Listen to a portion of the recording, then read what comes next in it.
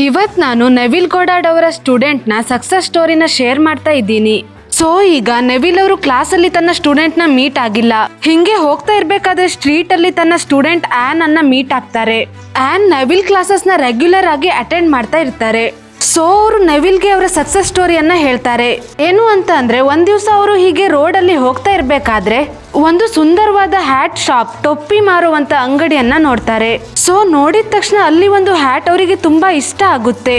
But ಅದರ price ತುಂಬಾ costly ಇರುತ್ತೆ. ಅವರು ಆ ಟೈಮಲ್ಲಿ ಕೊಂಡ್ಕೊಳ್ಳೋಕೆ ಸಾಧ್ಯ ಇರಲ್ಲ, ಅಷ್ಟು ಜಾಸ್ತಿ ಅಮೌಂಟ್ ಇರುತ್ತೆ ಆ ಹ್ಯಾಟ್ನ ಪ್ರೈಸ್.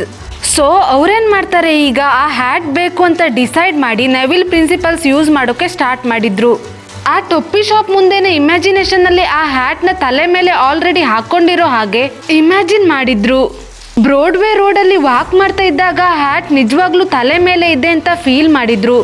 ಸೊ ನಡ್ಕೊಂಡು ಹೋಗ್ತಾ ಇದ್ದಾಗ ಅಲ್ಲಿ ಗ್ಲಾಸ್ ಬರುತ್ತಲ್ಲ, ವಿಂಡೋಸ್, ಅದರಲ್ಲಿ ತನ್ನ ಮುಖ ನೋಡಲ್ಲ. ಬಿಕಾಸ್ ನೋಡಿದ ತಕ್ಷಣ ಗೊತ್ತಾಗತ್ತೆ ತನ್ನ ತಲೆ ಮೇಲೆ ಹ್ಯಾಟ್ ಇಲ್ಲದೆ ಇರೋದು. ಸೊ ಅದಕ್ಕೆ ಆ ಎಲ್ಲ ಮಿರರ್ ಏನಿದೆ ಅದನ್ನೆಲ್ಲ ಅವಾಯ್ಡ್ ಮಾಡಿ ಸ್ಟ್ರೈಟ್ ನೋಡ್ಕೊಂಡು ನಡೀತಾ ಫೀಲ್ ಮಾಡ್ಕೊಳ್ತಾರೆ. ಆಸ್ ಇಫ್ ಅವ್ರ ತಲೆ ಮೇಲೆ ಸುಂದರವಾದ ಹ್ಯಾಟ್ ಇದೆ ಅನ್ನೋದು ಫೀಲ್ ಮಾಡ್ತಾರೆ.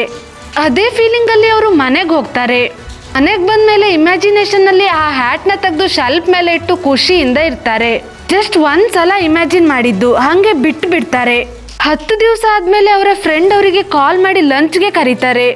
ಲಂಚ್ಗೆ ಹೋದಾಗ ಅವರ ಫ್ರೆಂಡ್ ಒಂದು ಹ್ಯಾಟ್ ಬಾಕ್ಸ್ ಕೊಟ್ಟು ಹೇಳ್ತಾರೆ, ನಾನು ಈ ಹ್ಯಾಟ್ ನ ತಗೊಳ್ಬೇಕಾದ್ರೆ ನನ್ನ ತಲೆ ಮೇಲೆ ಚೆನ್ನಾಗಿ ಕಾಣಿಸುತ್ತೆ ಅಂತ ತಗೊಂಡೆ. ಬಟ್ ಹಾಕೊಂಡಾಗ ಅಷ್ಟು ನಂಗೆ ಒಪ್ಲಿಲ್ಲ.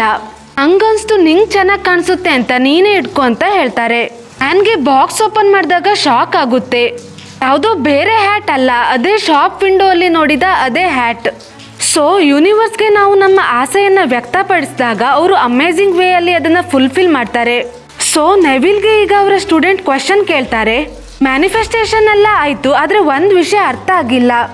ಹ್ಯಾಟ್ ಬೇಕಾಗಿತ್ತು, ಯೂನಿವರ್ಸ್ ಹತ್ರ ಕೇಳಿದಾಗ ಯೂನಿವರ್ಸ್ ನಂಗೆ ಹ್ಯಾಟ್ ತಗೊಳ್ಳೋದಕ್ಕೆ ದುಡ್ಡೇ ಕೊಡ್ಬಹುದಿತ್ತಲ್ವಾ, ಯಾಕೆ ಫ್ರೆಂಡ್ಸ್ ಥ್ರೂ ಹ್ಯಾಟ್ ಅನ್ನ ಕೊಡಿಸ್ತು ಅಂತ ಕೇಳಿದಾಗ ಸೊ ಆಗ ನೆವಿಲ್ ಸ್ಟೂಡೆಂಟ್ಗೆ ಕೇಳ್ತಾರೆ, ನೀನು ಯೂಶ್ವಲಿ ಒಂದು ಹ್ಯಾಟ್ಗೆ ಎಷ್ಟು ಪ್ರೈಸ್ ಪೇ ಮಾಡ್ತೀಯ ಅಂತ. $5 to $7 ಅಂತ ಹೇಳಿ ಅವರು ಆನ್ಸರ್ ಮಾಡ್ತಾರೆ.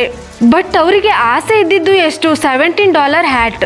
ಸೊ ಅಷ್ಟು ಸ್ಪೆಂಡ್ ಮಾಡಿನೇ ಗೊತ್ತಿಲ್ಲ, ಅಥವಾ ದೊಡ್ಡದಾಗಿ ಏನು ಆಲೋಚನೆ ಮಾಡೇ ಅಭ್ಯಾಸ ಇಲ್ಲ. ಇನ್ ಕೇಸ್ ಮನಿಯನ್ನ ಡೈರೆಕ್ಟ್ ಆಗಿ ಯೂನಿವರ್ಸ್ ತಂದು ಕೊಟ್ಟರೂ ಕೂಡ ಅದನ್ನ ನೀನು ಹ್ಯಾಟ್ ತಗೊಳ್ಳಿಕ್ಕೆ ಯೂಸ್ ಮಾಡಲ್ಲ. ಬದಲಾಗಿ ನಿಂಗೆ ಇಮಿಡಿಯೇಟ್ ಏನು ಬೇಕಿದೆ ಅದಕ್ಕಷ್ಟೇ ಯೂಸ್ ಮಾಡ್ತೀಯ. ಬಟ್ ನಿಂಗೆ ಹ್ಯಾಟ್ ತಗೊಳ್ಬೇಕಂತ ತುಂಬಾ ಆಸೆ ಇದ್ರು ಆ ಆಸೆಯನ್ನ ನೀನು ಇಗ್ನೋರ್ ಮಾಡಿ ಇಮಿಡಿಯೇಟ್ ಏನು ಬೇಕೋ ಅಷ್ಟಕ್ಕೆ ನೀನು ಸೀಮಿತ ಆಗಿರ್ತೀಯ ಅಂತಾರೆ. ಸೊ ಅದನ್ನ ಆನ್ ಕೂಡ ಒಪ್ಕೊಳ್ತಾರೆ. ಆ್ಯಂಡ್ ನೆವಿಲ್ ಹಂಗೆ ಕಂಟಿನ್ಯೂ ಮಾಡ್ತಾರೆ. ಯೂನಿವರ್ಸ್ ಯಾವಾಗಲೂ ನಾವು ಒಂದ್ಸಲ ಮನ್ಸು ಬಿಚ್ಚಿ ಯೂನಿವರ್ಸ್ ಹತ್ರ ನಮ್ಮ ಆಸೆಯನ್ನ ಹೇಳ್ಕೊಂಡಾಗ ಯೂನಿವರ್ಸ್ ಹತ್ರ ವಾಪಸ್ ಕೇಳಬಾರ್ದು, ಅದು ನೀವು ಹೆಂಗೆ ಫುಲ್ಫಿಲ್ ಮಾಡ್ತೀರಾ. ಆ್ಯಂಡ್ ಹಾಗೆ ಕೇಳದೇ ಇದ್ದಾಗ ಯೂನಿವರ್ಸ್ ತುಂಬ ಬ್ಯೂಟಿಫುಲ್ ವೇ ಅಲ್ಲಿ ಅನ್ಎಕ್ಸ್ಪೆಕ್ಟೆಡ್ ರೀತಿಯಲ್ಲಿ ನಮ್ಮ ಆಸೆಯನ್ನ ಫುಲ್ಫಿಲ್ ಮಾಡುತ್ತೆ ಅಂತ ನೆವಿಲ್ ಹೇಳ್ತಾರೆ.